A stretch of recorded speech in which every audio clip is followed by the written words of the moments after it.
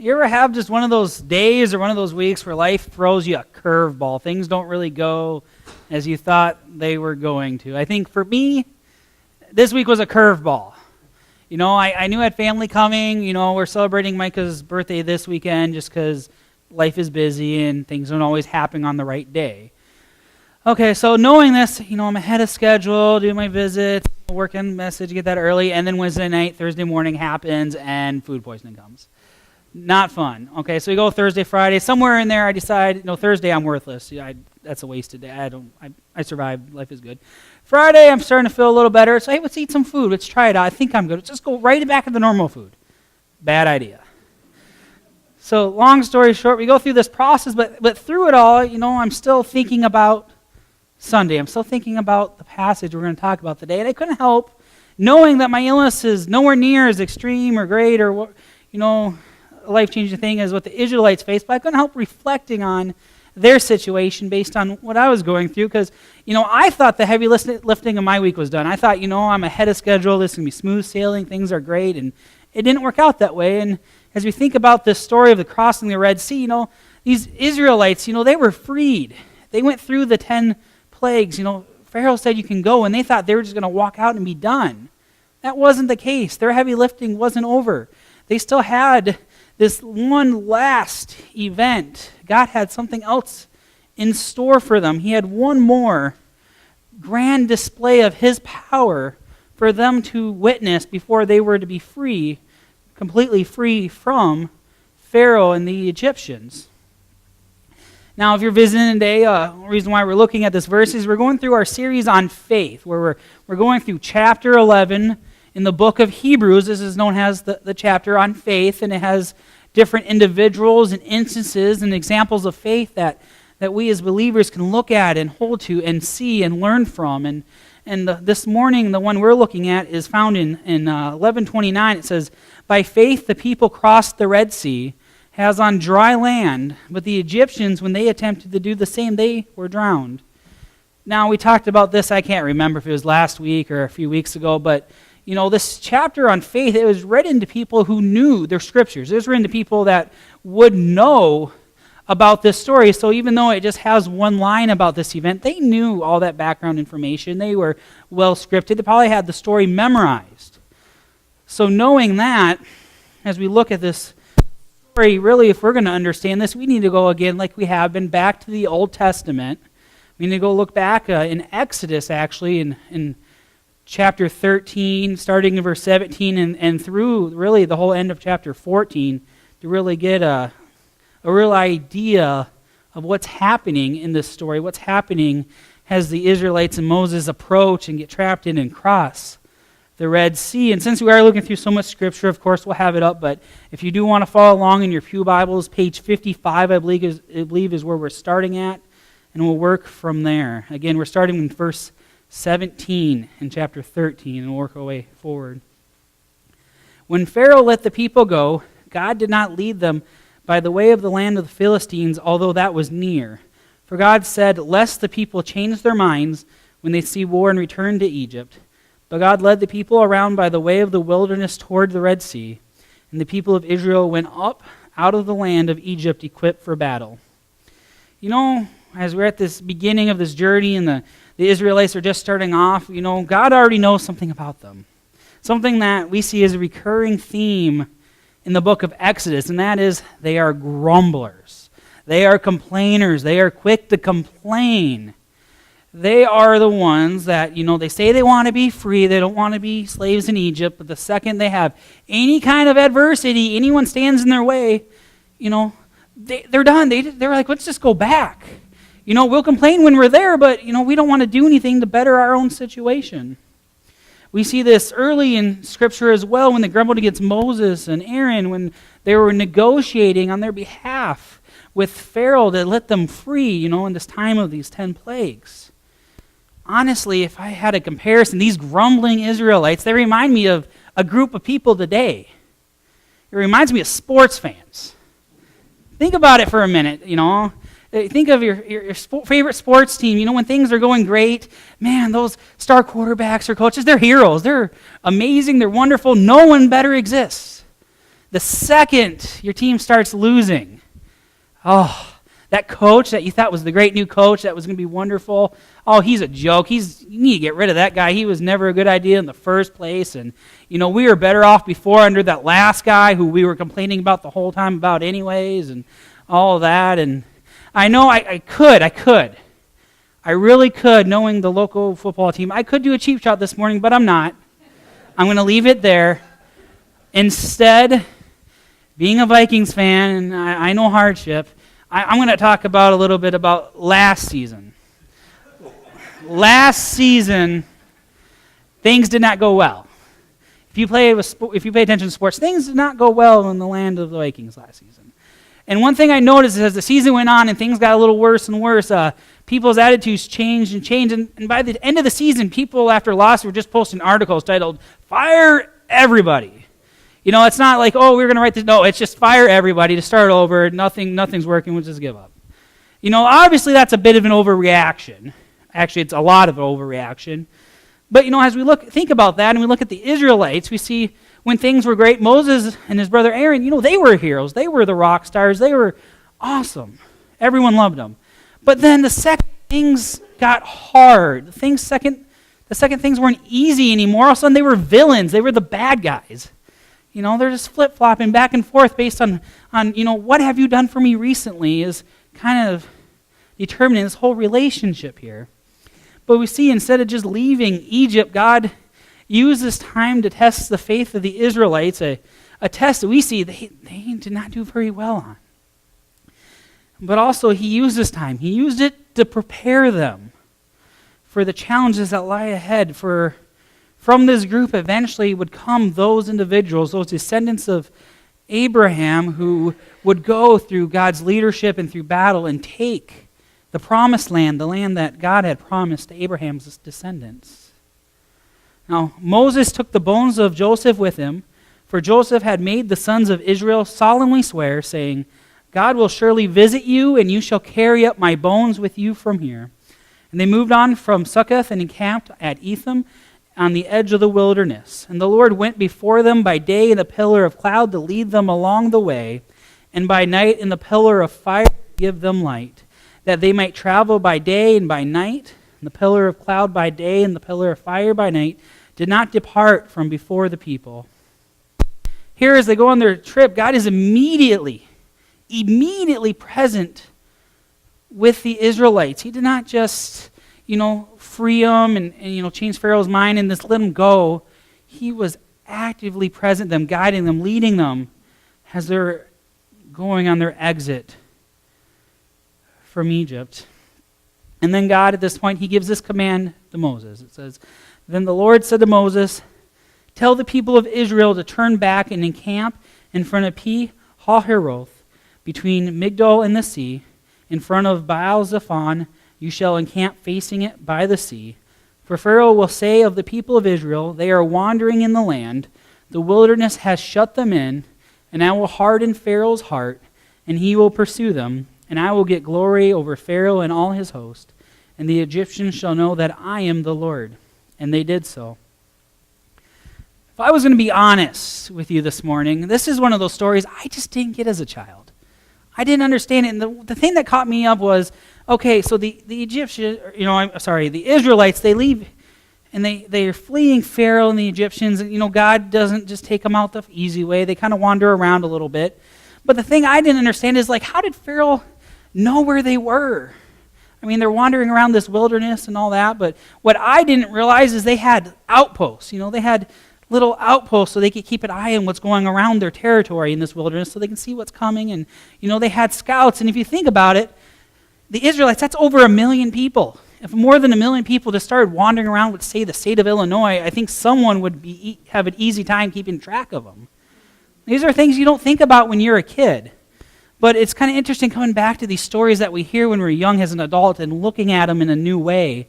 And they really start making sense when you take that time to really wonder about all this and what's going on.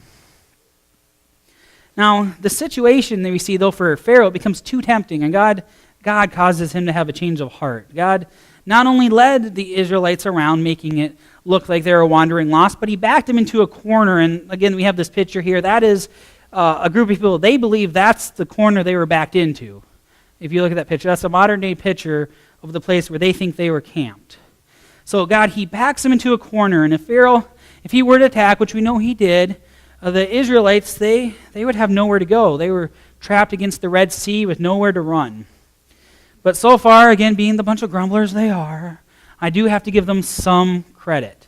Because at some point they have to realize, this isn't the easy way out. We're wandering around a little bit. Someone has to pay attention and realize what's going on, but they still follow God. I mean, he just did something great for them, but they're still following him. They didn't just, jump off on their own and take their own route. They were following God around, even though they really didn't know what God had in store for them yet. And Moses, he did what God commanded. He commanded the people to camp near the sea.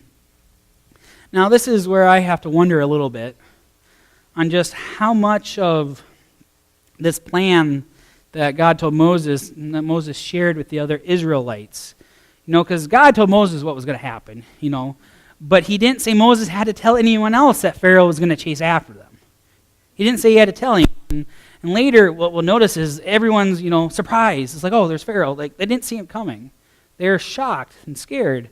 So you have to think no one else really knew about this, and I don't blame Moses for not telling everyone, because that would not have gone over too well.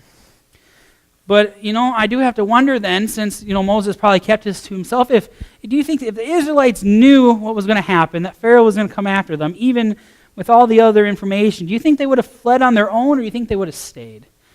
I'm having a hard time believing that they would have done the right thing at this point, because of the place they are in their faith, that they still need to grow, they still need to develop, they still need to be more trusting, and that's a journey we see God does take them on.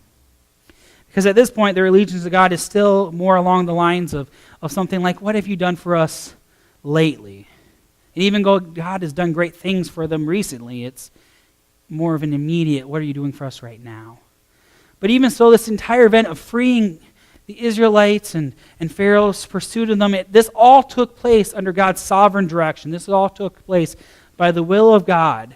And it had a purpose. Really, it does a lot to shape the Israelites, to help them see that they do continue to need to be dependent upon God. We read when the king of Egypt was told that the people had fled, the mind of Pharaoh and his servants was changed toward the people, and they said, "What is this we have done, that we have let Israel go from serving us?" So he had made ready his chariots and took his army with him, and took 600 chosen chariots and all other chariots of Egypt with officers over all of them. And the Lord hardened the heart of Pharaoh, king of Egypt, and he pursued the people of Israel while the people of Israel were going out defiantly. The Egyptians pursued them, all Pharaoh's horses and chariots and his horsemen and his army, and overtook them encamped by the sea, by Pi-hahiroth, in front of Baal-zephon. Now this is something that continues to amaze me, is how quickly people forget about God. Think about Pharaoh and his top advisors. They just went through this time where God wore them down, plague by plague by plague, until finally they lost their firstborns. This just happened.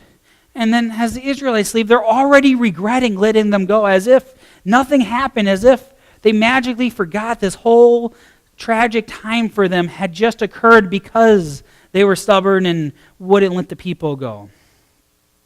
So we see, because they're so short-sighted and because they have this tendency, as so many people have over time, to just forget about what God has done in our midst, that Pharaoh, he took chase after the Israelites. And anyone doing the math this morning can tell, well, even if Pharaoh takes all these chariots and all that, they're still going to be outnumbered. I mean, the Israelites, they have 600,000 men probably. In total, with women and children, they have over 1 million people. A lot of them being of age where they could put up some defense. But what we got to realize is these chariots and their riders, a lot of them being, not just single chariots, but like 3-person chariots, they were very well trained. They were equipped with the finest weapons. And at this point, these Israelites, they're not a warlike people. They've been slaves. They're used to being, under someone else's control. They're not in a place where they're willing to stick up for themselves yet. So really, this is not even a conflict. Even with the great numbers, the Israelites, they don't stand a chance against Pharaoh's elite forces. They don't know how or what to do. So not too surprisingly, though, Pharaoh's chariots, they do catch up to the Israelites while they're still camped along the Red Sea. Pretty easy to see, especially since most of them didn't even realize they were probably coming. But we read, when Pharaoh drew near, the people of Israel lifted up their eyes, and behold, the Egyptians were marching after them, and they feared greatly. And the people of Israel cried out to the Lord. They said to Moses, "Is it because there are no graves in Egypt that you have taken us to die in the wilderness? What have you done to us, bringing us out of Egypt? Is it not this what we said to you in Egypt?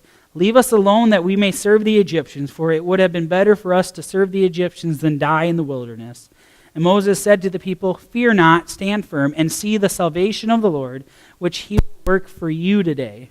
For the Egyptians whom you see today, you will never see again.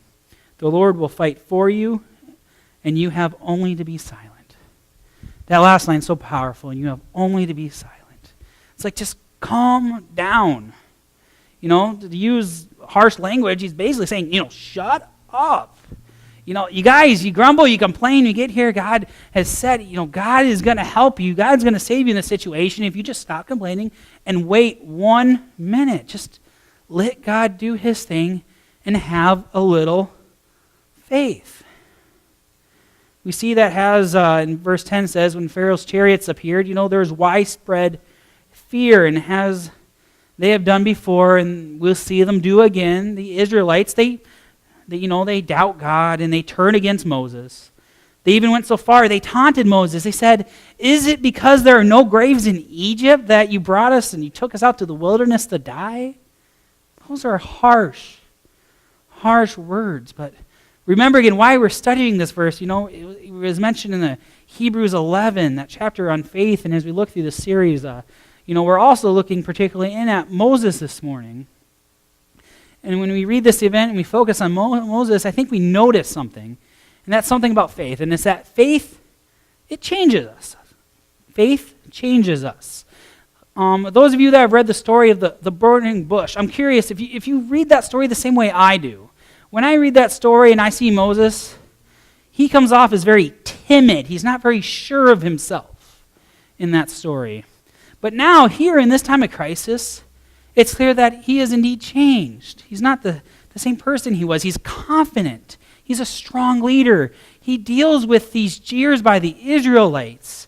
As much as Moses may doubt himself at times, we see that at the same point that he does not doubt God. Now remember back a little bit when God told Moses the plan, and how Moses, he probably kept the plan to himself because if everyone else found out, it wouldn't have gone so well. Well, even knowing that, even knowing what God had planned and that no one else would have known, maybe he thought he could get off the hook, he still was obedient to God. Even though he was the only one outside of God that really knew what was happening, he was still obedient.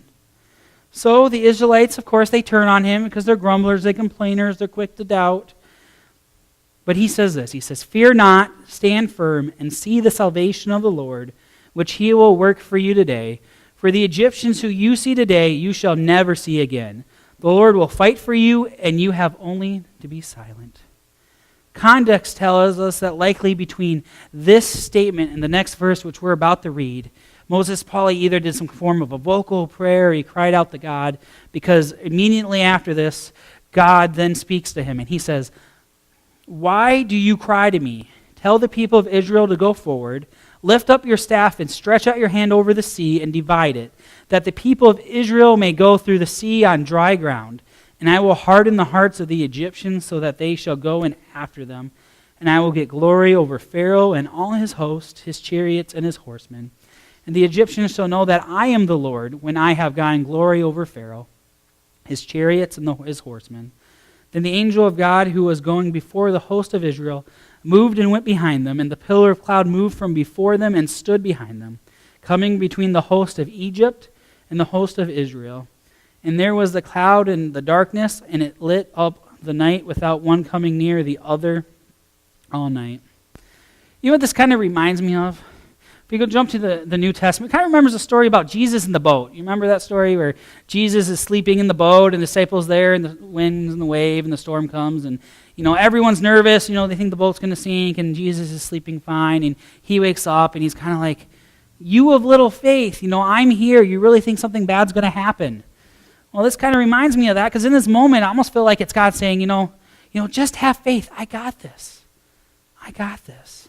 God tells Moses some more of his plan. He says that Moses will lift his staff and the waters will divide, and then over 1 million Israelites, they're going to walk. They're going to walk through this opening in the sea. Then Pharaoh and his chariots, they would pursue them, but it's okay because as they chase after the Israelites, the sea is going to engulf them. They're going to be swallowed in the sea. And to be honest a little bit, put yourself in this situation. This does sound at least a little unbelievable for the people who are there in this scary situation. And really, it seems to defy a normal occurrence. A normal law of physics doesn't just have water splitting.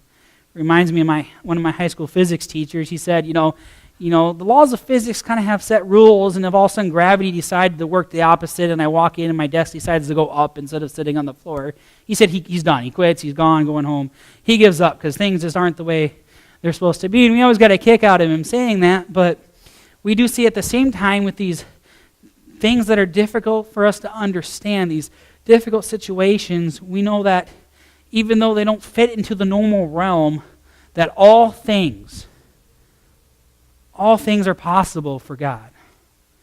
I mean, look at Moses, for example. At this time, he had already seen God do some pretty miraculous things, such as, talk to him through a burning bush. We see the 10 plagues that God brought upon Egypt. And in this case, God had yet again provides for his people. You see, this last part of this previous verse is a little confusing, but basically what they're describing is this pillar of smoke and fire that become a barrier between Pharaoh's army and the Israelites, casting darkness on Pharaoh's army on their side and providing light on the Israelites so that they can see.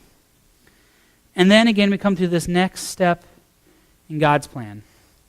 That Moses stretches out his hand over the sea, and the Lord drove the sea back by a strong east wind all night and made the sea dry land, and the waters were divided, and the people of Israel went into the midst of the sea on dry ground, the waters being a wall to them on their right hand and on their left. The Egyptians pursued and went in after them in the midst of the sea, all Pharaoh's horses, his chariots, and his horsemen. And in the morning watch, the Lord in the pillar of fire of cloud looked down on the Egyptian forces and threw the Egyptian forces into a panic, clogging their chariot wheels so that they drove heavily. And the Egyptians said, "Let us flee from before Israel, for the Lord fights for them against the Egyptians."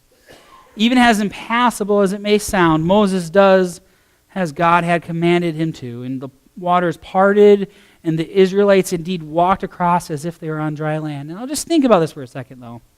Think about the physics behind this. Waters parting and chariots crossing. Sure, if the wind's blowing at exactly the right speed, at exactly the right angle, in exactly the right place, sure, that could happen.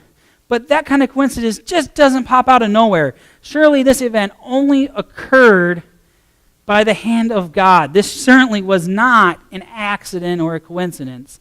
God's handiwork is all over this event. Otherwise, it could not have happened any other way. But we see then that Pharaoh's army, they pursued, and God held them off so they would not overtake the Israelites. Again, they're faster, they're better trained, and there's a lot less of them so they can move quicker. But still, God, at this point, even holding back, had not done everything that he said he would. Then the Lord said to Moses, "Stretch out your hand over the sea, that the water may come back upon the Egyptians, upon their chariots, and upon their horsemen." So that Moses stretched out his hand over the sea, and the sea returned to its normal course when the morning appeared. And as the Egyptians fled into it, the Lord threw the Egyptians into the midst of the sea. The waters returned and covered the chariots and the horsemen and all the host of Pharaoh that had followed them into the sea. Not one of them remained. But the people of Israel walked on dry land through the sea, the waters being a wall to them on their right hand and on their left. Thus the Lord saved Israel that day from the hand of the Egyptians, and Israel saw the Egyptians dead on the seashore. Israel saw the great power of the Lord used against the Egyptians, so the people feared the Lord, and they believed the Lord and his servant Moses. Now, historically speaking, at this time, Egypt, they were a powerhouse nation. They had a very large and feared military. But you see, their army, their chariots, they were a force that to be feared. And here, in one act, God wipes out amongst the best forces that Egypt has to offer. God not only set his chosen people free, but he also saves them from this attack by Pharaoh. Evidence of this event, as you'll see in the next couple slides, it's been discovered in the Red Sea and about the place that they would have expected the crossing to happen. And despite the doubts of those around him, we see in the story this morning, Moses, he held to his faith in God, probably because he had seen what God could do firsthand. We need to make sure that we do not think of these type of scriptures as just stories, because they're not just stories. They're things that happen, things that we find in God's Word that happen to his people that have been recorded for us to read about later. And again, we can still find evidence of these things today when we look for it. And just as Moses saw proof of God's work, we too can see God's evidence of his work around us as well. We can see it in creation all around us, through his work in our lives, and also through means of the truth presented in Scripture.